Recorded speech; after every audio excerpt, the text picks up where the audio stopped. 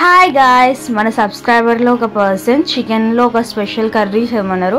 నేను అందుకే Andhra style chicken curry చేశాను. ఇంకా ప్రాసెస్లోకి వెళ్ళిపోదామా. ఫ్రెష్గా కేజీ చికెన్ తీసుకొని క్లీన్ చేసుకొని పెట్టుకోవాలి. ఆ తర్వాత ఒక కడాయి తీసుకొని దాంట్లో 3 చిట్లు ఆయిల్. చికెన్ కాబట్టి ఆయిల్ ఎక్కువనే పడుతుంది, అప్పుడే నీసు వాసన లేకుండా ఉంటుంది. కాబట్టి దాంట్లో సన్నగా తరిగి పెట్టుకున్న 5-6 పచ్చిమిరకాయలు, ఇంకా 2 మీడియం సైజ్ ఉల్లిపాయలు ముక్కలు వేసుకొని ఫ్రై చేసుకోవాలి. దాంట్లోనే కొంచెం కొత్తిమీర యాడ్ చేసుకొని ఫ్రై చేయాలి బాగా. ఇప్పుడు ఇవి గోల్డెన్ బ్రౌన్ కలర్ వచ్చే వరకు ఫ్రై చేయాలి గాయ్స్.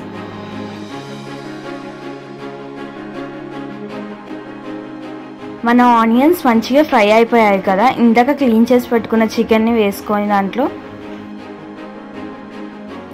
ఇప్పుడు దాంట్లో రుచికి సరిపడే ఉప్పు వేసుకొని ఒకసారి మంచిగా మిక్స్ చేసుకోవాలి కర్రీని. చికెన్ని మంచిగా సాల్ట్ పట్టే వరకు మిక్స్ చేసుకున్న తర్వాత ఒక 6 నిమిషాలు దాన్ని మగ్గనివ్వాలి.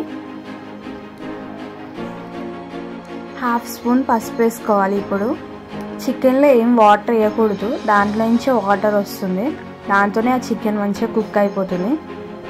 పసుపు వేసుకున్న తర్వాత మంచిగా మిక్స్ చేసుకొని లిడ్ పెట్టుకొని దాంట్లో నుంచి వచ్చే వాటర్తోనే చికెన్ మంచిగా కుక్ అవ్వనివ్వాలి.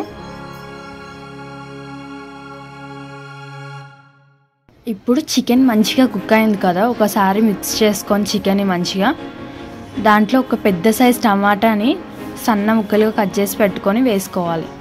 వేసుకొని ఒకసారి మంచిగా మిక్స్ చేసుకొని మూత పెట్టుకొని టమాటా మగ్గే వరకు మగ్గించుకోవాలి.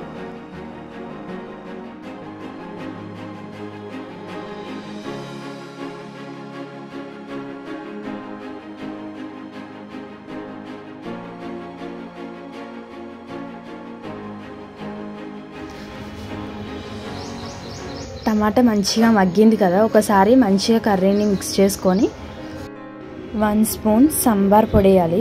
సాంబార్ పౌడర్ కాదు, సాంబార్, దాన్నే ధనియా పౌడర్ అని కూడా అంటారు.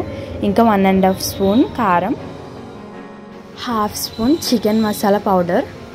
దీంట్లో ఎక్స్ట్రా గరం మసాలా ఏమి యాడ్ చేసుకోవట్లేదు మనం, ఎందుకంటే మన సాంబార్ పౌడర్లోనే ఆల్ స్పైసెస్ ఉంటాయి కాబట్టి. ఒక 2 మినిట్స్ మసాలాలన్నీ చికెన్కి పట్టేటట్టు మిక్స్ చేసుకోవాలి. ఇప్పుడు మన గ్రేవీ కన్సిస్టెన్సీకి సరిపడా వాటర్ యాడ్ చేసుకోవాలి.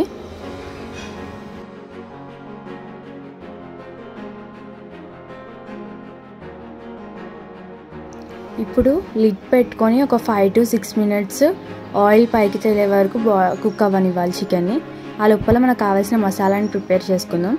ఒక 1 స్పూన్ గసగసాలు, ఇంకా 2 మొగ్గ, ఒక మీడియం సైజ్ చెక్క, ఇంకా కొబ్బరి, వెల్లుల్లి, అల్లం ఫ్రెష్గా పేస్ట్ చేసి సైడ్కి పెట్టుకోవాలి. ఆ లోపల మన కర్రీ మంచిగా బాయిల్ అయింది, ఆయిల్ పైకి తేలి మనం రోల్లో ఫ్రెష్గా నూరుకుంటేనే పేస్ట్ చాలా మంచిగా టేస్ట్ ఉంటుంది కర్రీకి. ఇప్పుడు మంచిగా ఒకసారి మిక్స్ చేసుకొని మనం ఇందాక చేసి పెట్టుకున్న పేస్ట్ని యాడ్ చేసుకోవాలి.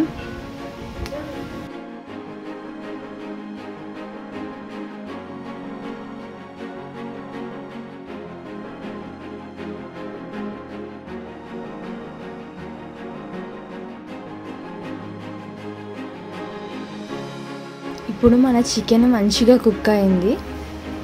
ఒక 5 మినిట్స్ పేస్ట్ వేసిన తర్వాత నేను కుక్ చేశాను. ఇప్పుడు కొత్తిమీర వేసుకొని ఒకసారి మిక్స్ చేసుకొని బంద్ చేసుకుంటే మన కర్రీ రెడీ.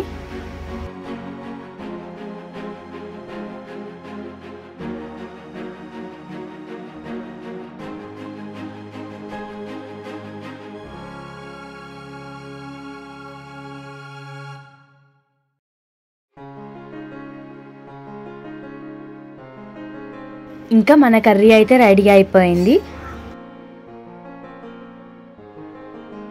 గ్రేవీ ఇంకా కావాలంటే వాటర్ ముందు ఎక్కువ యాడ్ చేసుకోవాలి.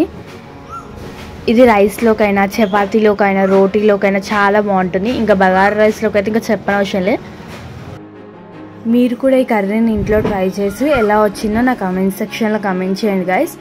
మన వీడియో మీకు యూస్ఫుల్ అనిపిస్తే మీ ఫ్రెండ్స్కి అలా షేర్ చేయండి, వాళ్ళు కూడా కుక్ చేసుకొని తింటారు. Subscribe and like.